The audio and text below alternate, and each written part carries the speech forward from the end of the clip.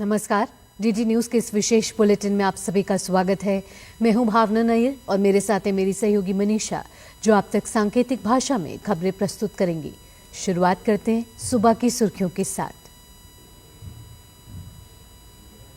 दिल्ली चुनाव के लिए प्रचार जोरों पर। भाजपा के लिए योगी आदित्यनाथ करेंगे 3 जनसभाएं। राहुल गांधी की मुस्तफाबाद में रैली आज।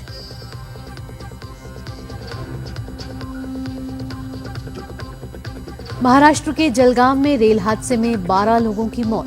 दुर्घटना की रेलवे सुरक्षा आयुक्त करेंगे जांच।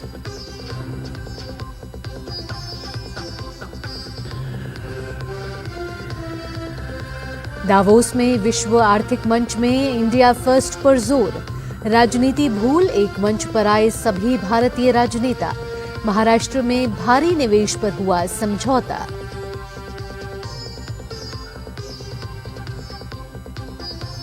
डोनाल्ड ट्रंप ने मेक्सिको सीमा पर 1500 और सैनिक भेजने के दिए आदेश। अमेरिका में अवैध प्रवेश पर लगेगी रोक।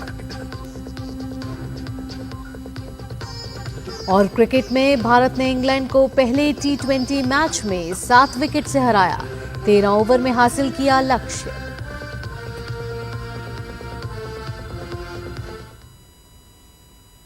दिल्ली विधानसभा चुनाव अपने पूरे चरम पे है और सभी पार्टियों ने चुनाव प्रचार में पूरी ताकत झोंक दी है। दिल्ली चुनाव में बीजेपी धुआंधार प्रचार कर रही है।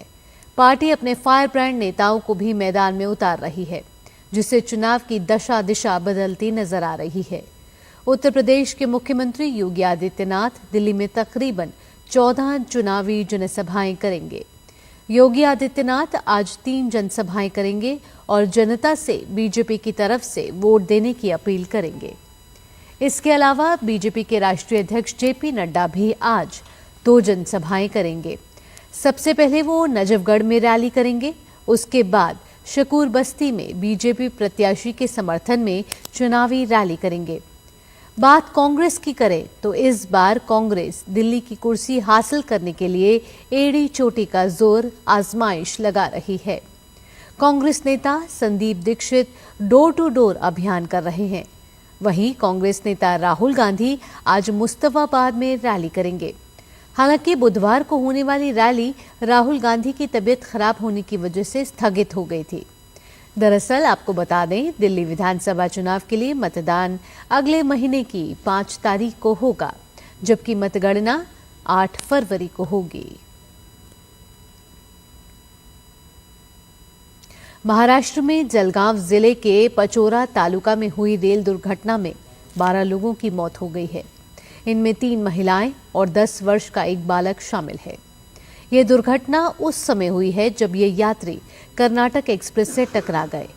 जलगांव के पुलिस अधीक्षक ने बताया कि इस दुर्घटना में 14 लोग घायल हुए हैं।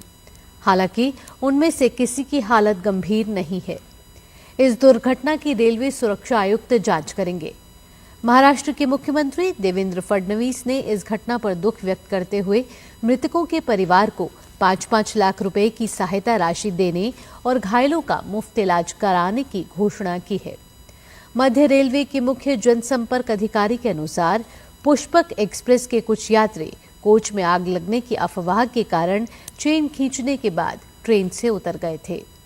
राष्ट्रपति द्रौपदी मुर्मू, प्रधानमंत्री नरेंद्र मोदी और गृह मंत्री अमित शाह ने भी घटना पर दुख व्यक्त किया है। प्रयागराज में जारी महाकुंभ में आज धर्म संसद का आयोजन किया जाएगा। महाकुंभ क्षेत्र के सेक्टर 19 में स्थित पंडाल में धर्म संसद का आयोजन किया जाएगा। इसमें गौ, सनातन, हिंदू राष्ट्र के साथ ही काशी और मथुरा की मुक्ति पर भी अंतिम निर्णय होगा। सनातनियों के लिए धर्मादेश के साथ ही सनातन बोर्ड के गठन पर भी सहमति बनेगी। धर्म संसद में चारों पीठ के शंकराचार्य, 13 अखाड़े और देश भर के संत महात्मा शामिल होंगे। सभी की राय से सनातन बोर्ड के गठन पर अंतिम निर्णय होगा। उत्तराखंड में 100 नगर निकायों के लिए आज सुबह 8 बजे से शाम 5 बजे तक कड़ी सुरक्षा व्यवस्था के बीच मतदान होगा।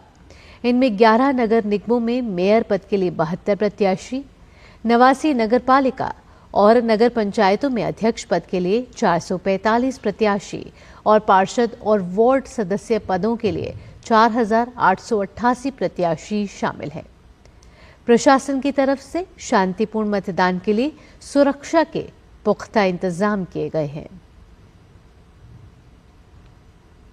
नेताजी सुभाष चंद्र बोस की 128वीं जयंती के अवसर पर आज पराक्रम दिवस मनाया जा रहा है।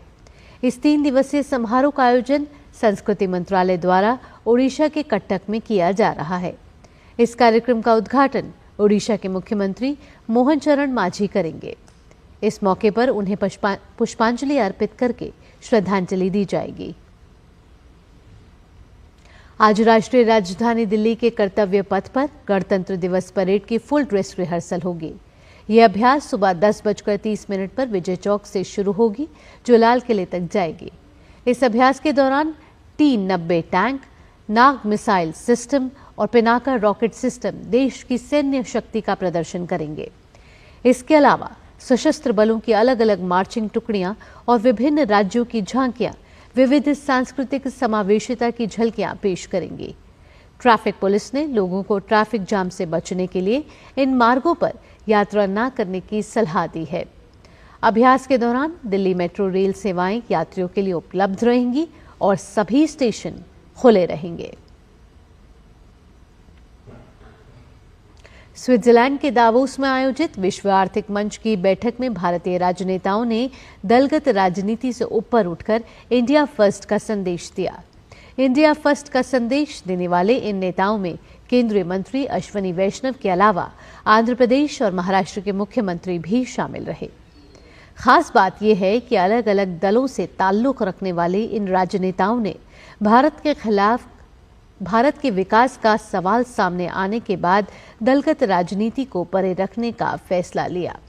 निवेश और अन्य संसाधनों की बात सामने आने पर महाराष्ट्र, आंध्र प्रदेश, तमिलनाडु, केरल और बिहार जैसे प्रदेशों से पहुंचे नेताओं ने इंडिया फर्स्ट का संदेश दिया। इस बीच दावोस में महाराष्ट्र सरकार ने 15.70 लाख करोड़ के 54 MOU पर हस्ताक्षर किए, जिससे महाराष्ट्र राज्य में 3 लाख नौकरियों के अवसर पैदा होंगे। डोनाल्ड ट्रंप ने मेक्सिको की सीमा पर 1500 अतिरिक्त सैनिकों को भेजने के आदेश दे दिए हैं। मेक्सिको की सीमा में अवैध प्रवेश रोकने के लिए ट्रंप ने ये आदेश दिए हैं। अतिरिक्त सैनिकों में 500 नौसैनिकों के साथ साथ सेना के हेलीकॉप्टर पायलट और खुफिया विश्लेषक शामिल हैं। मेक्सिको सीमा पर लगभग 2500 अमेरिकी नेशनल गार्ड और रिजर्व बल पहले से ही मौजूद है। वरिष्ठ सैनिक के अनुसार ये सैनिक कानून लागू करने के कार्य में शामिल नहीं होंगे। शुरुआत में उनका इस्तेमाल फिजिकल बैरियर और अन्य सीमा मिशनों के निर्माण के लिए उपयोग किया जाएगा। इंग्लैंड के खिलाफ खेली जा रही 5 मैचों की T20 सीरीज के पहले मैच को भारत ने 7 विकेट से अपने नाम कर लिया। इंग्लैंड से मिले 133 रन के लक्ष्य को भारतीय टीम ने 12 ओवर और 5 गेंद में 3 विकेट खोकर हासिल कर लिया। इस जीत के साथ ही भारत ने सीरीज में 1-0 की बढ़त हासिल कर ली है। भारत की ओर से अभिषेक वर्मा ने 34 गेंदों पर 79 रन की शानदार अर्धशतकीय पारी खेली। खेलो इंडिया शीतकालीन खेल आज से लद्दाख में शुरू हो रहे हैं। केंद्रीय खेल मंत्री डॉक्टर मनसुख मंडाविया लेह में नवांग डोरजे स्टोबदान स्पोर्ट्स में खेलों का उद्घाटन करेंगे। 594 प्रतिभागियों का पारंपरिक लद्दाखी शैली में स्वागत किया जाएगा। इनमें से 428 एथलीट होंगे। ये दूसरा मौका है जब लद्दाख विंटर गेम्स की मेजबानी कर रहा है, जो अपने 5वें संस्करण में है। इसी के साथ इस विशेष बुलेटिन में इतना ही। मुझे और मेरी सहयोगी मनीषा के साथ टीम को दीजिए अनुमति। खबरों का सिलसिला यूं ही जारी रहेगा। नमस्कार।